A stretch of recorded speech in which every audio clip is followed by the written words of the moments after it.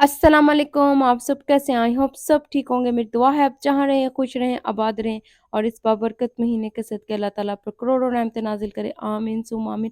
आज का दिन भी बहुत ज़्यादा प्यारा निकला है माशाल्लाह से। फिर एक दिन धूप निकल आई है। 2 दिन से तो बारिश थी, लेकिन आज फिर बहुत अच्छा-सा मौसम आ गया। तो दिल किया कि चले आज वॉशिंग करते हैं, कपड़े शाम तक ड्राई हो जाएँगे। तो मैंने सारी फिर वॉशिंग लगानी थी और सबसे पहले तो बेडशीट चेंज करूँगी और फिर इनको वॉशिंग करूँगी। और उसके बाद मैं आप लोगों के साथ अपनी स्किन केयर रूटीन शेयर करती हूँ।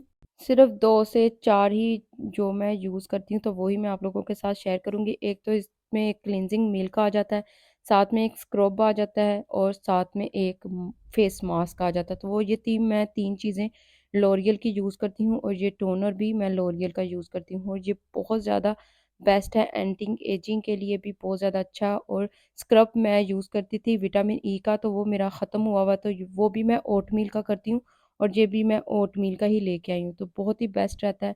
और साथ में डे और नाइट क्रीम के लिए मैं ये यूज़ करती हूँ विटामिन ई की। ये विटामिन ई की क्रीम डे नाइट स्क्रब साथ में और क्लींजर बहुत ज़्यादा बेस्ट है फॉर ड्राई स्किन। मेरी काफ़ी ज़्यादा स्किन ड्राई हो गई थी, तो फिर मैंने यही यूज़ करना शुरू किया, तो बहुत ही ज़्यादा अल्हम्दुलिल्लाह से अब बेस्ट हो गई है। इसमें कोकोनट ऑयल ऐड किया होता है, तो मेरे लिए तो ये बहुत ही बेस्ट हो गया। तो यही थी मेरी ये छोटी सी स्किन केयर की रूटीन। और अब आ जाते हैं इफ्तारी की तरफ। तो इफ्तारी के लिए सबसे पहले मैंने ले लिया है एक पैन, उसमें मैंने डाला है 1 टेबलस्पून ऑयल और साथ में मैंने हाफ़ टी स्पून ज़ीरा डाल दिया। आज मैंने काले चनों की चाट बनानी है, तो जो बहुत ज़्यादा अच्छी बनती है और जो हम लोग बाज़ार में खाते हैं और स्कूल डेज़ में जैसे आदमी लेके बाहर खड़ा होता था और नींबू ऊपर एक्स्ट्रा डलवा के तो हम लोग खाते थे, तो आज वैसी ही चाट बनेगी। और स्पाइसेस इसमें सेम वही जाएँगे जो मैंने दूसरी चाट में ऐड किए थे। सफ़ेद ज़ीरा पाउडर था, चिली फ्लेक्स थी, काला नमक था, व्हाइट नमक है और चिली पाउडर है और चाट मसाला है। और नमक मैं अपने हिसाब से डाल रही हूँ, क्योंकि चाट मसाले में भी नमक होता है और काले नमक में भी ज़ाहिर-सी बात है नमक होता है। तो अब मैं इसमें ऐड कर दूँगी काले चने। एक मैंने टिन ली है, यहाँ पे टिन्स में अवेलेबल होते हैं ये बॉइल्ड, तो ये हमारे लिए बड़ी सहूलत होती है, बड़ी आसानी होती है। जैसे घर में अगर कोई चीज़ ना हो तो ये टिन वाले चीज़ें निकालें और यूज़ कर लें। इमरजेंसी के लिए तो ये बेस्ट है ना। और अब इसमें ऐड हो जाएगा हाफ फ्रेश लेमन, स्क्वीज़ कर दूँगी और इसको मैं अच्छा-सा मिक्स कर लूँगी। अगर इसमें अभी से ये लेमन डालूँगी ना, तो इसका टेस्ट बहुत ज़्यादा अच्छा हो जाएगा। तो अब इसको मैं थोड़ी देर के लिए ठंडा कर लूँगी, तब तक मैं ये कटिंग कर लूँगी वेजिटेबल्स सारे। और ਅੱਜ ਫਿਰ ਆਲੂ ਬੋਇਲ ਕਰਦੇ ਹੋਏ ਫਿਰ येलो कलर पाना भुल गई जे, तुसी ज़रूर ऐड कर लेना विच। तो अब मैं इसमें कटिंग कर लूँगी, ये टमाटो ऐड कर दूँगी, साथ में क्यूकम्बर और रेड अनियन।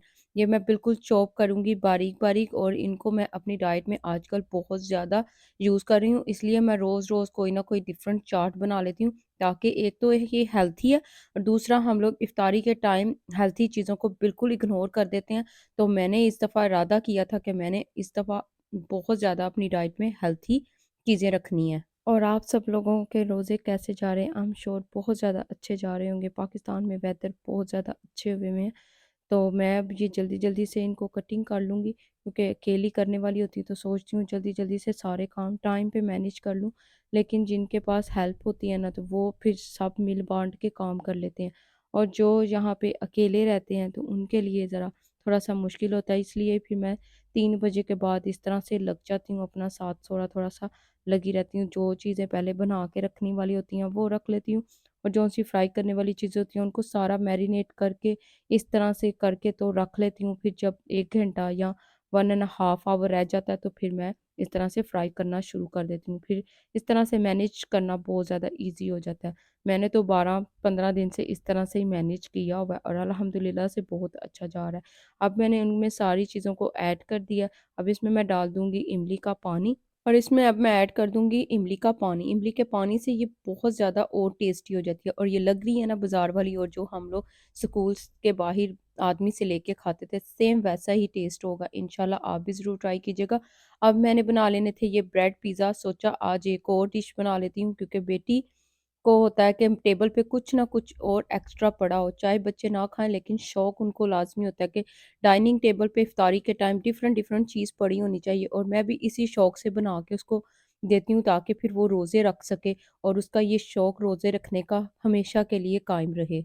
ब्रेड पिज़्ज़ा के लिए सबसे पहले मैंने ब्रेड वाइट ले लिया है, उसके स्लाइसेस इस तरह से, और इनके ऊपर मैं लगा रही थी टमाटो और रेड चिली सॉस था। इस तरह से मैं लगाऊंगी, इनके ऊपर स्प्रेड करूंगी। मुझे पिज़्ज़ा सॉस नहीं मिला, अगर आपके पास पिज़्ज़ा सॉस हो तो बेस्ट है।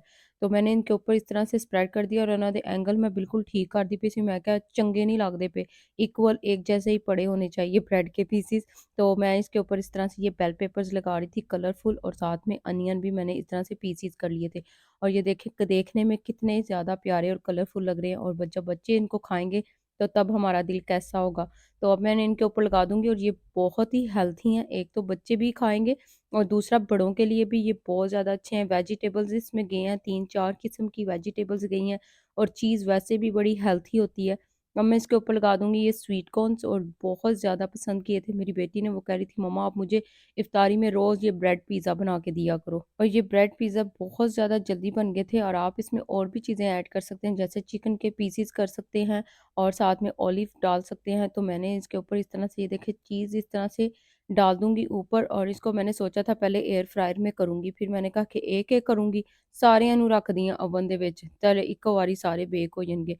और मैंने इनके ऊपर ये देखिए इस तरह से स्प्रेड करके अब मैं कर दूँगी ये ओरिगैनो।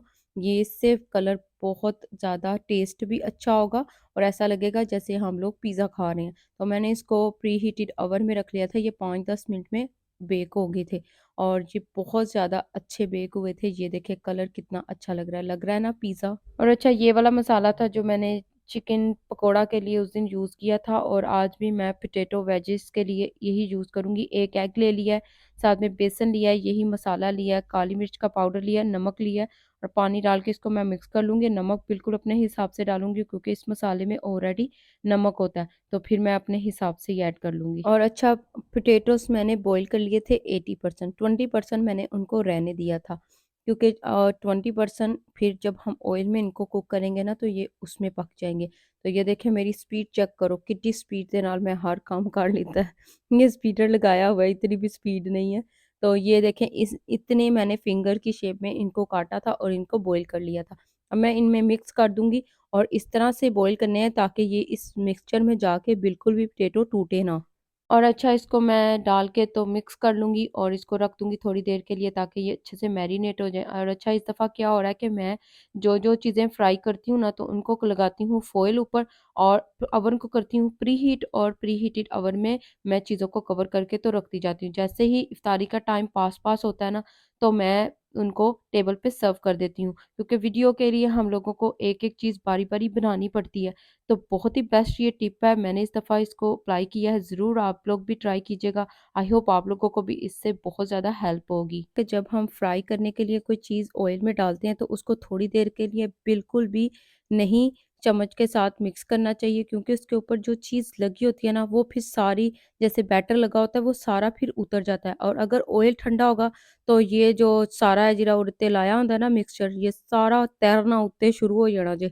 तो ये सारी मैं फ्राई कर लूँगी, इनको अच्छा-सा कलर आ जाएगा, और मेरी बेटी माशाल्लाह से रोज़ डाइनिंग टेबल को सेट करती है, डाइनिंग टेबल को लगाती है, सारा इसी का काम होता है। 12-15 रोज़े जैसे गुज़रे हैं, रोज़ ये काम इसी को ही दिया गया है। एक तो इसको पता लगता है घर के काम करने का, दूसरा ये बहुत खुशी-खुशी से करती है और नेकियां कमाती है। रोज़ का इसका ये काम है माशाल्लाह से कि माशाल्लाह बहुत ज़्यादा करती है। मेरा काम बस कुकिंग करना होता है, जैसे गर्म चीज़ों को टेबल पे ला के रखना होता है। तो ये खुद ही सारी चीज़ों को निकालती है और फिर रखती है, माशाल्लाह से सारा मैनेज करती है। अल्हम्दुलिल्लाह से मैंने इसमें ये काफ़ी चीज़ें डाल दी हुई हैं। ये अभी से नहीं कर रही है, ये जब छोटी सी होती थी ना तो शौक से करती होती थी सारा कुछ, कि मैं मम्मा की हेल्प कराऊँगी। तो वो हेल्प हेल्प में उसने वो सारी चीज़ें सीख ली। और अब मैं वही वाला शरबत बनाने लगी थी जो मैंने रेसिपी आप लोगों के साथ शेयर की है। तो घरवाले कहते बहुत ज़्यादा टेस्टी बना, तो रोज़ बनाया करो। तो मैंने कहा चलिए ठीक है, बहुत ज़्यादा ये रिफ्रेशिंग ड्रिंक है, ज़रूर ट्राई कीजिएगा आप लोग भी। और अल्हम्दुलिल्लाह से हमारा डाइनिंग टेबल इफ्तार के लिए हो गया है रेडी। आज मैंने पकोड़े भी बनाए थे और एक बैंगन भी फ्राई किया था।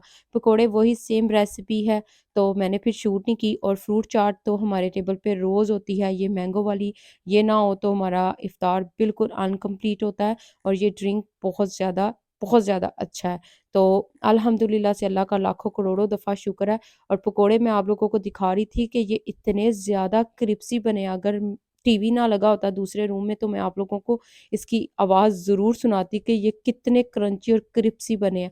और यही था मेरा आज के इफ्तार का व्लॉग रूटीन। आई होप आप लोगों को बहुत अच्छी लगे, और अगर अच्छी लगे तो लाइक और सब्सक्राइब तो ज़रूर कीजिएगा। और अब नेक्स्ट वीडियो में मिलेंगे, तब तक के लिए अल्लाह हाफ़िज़।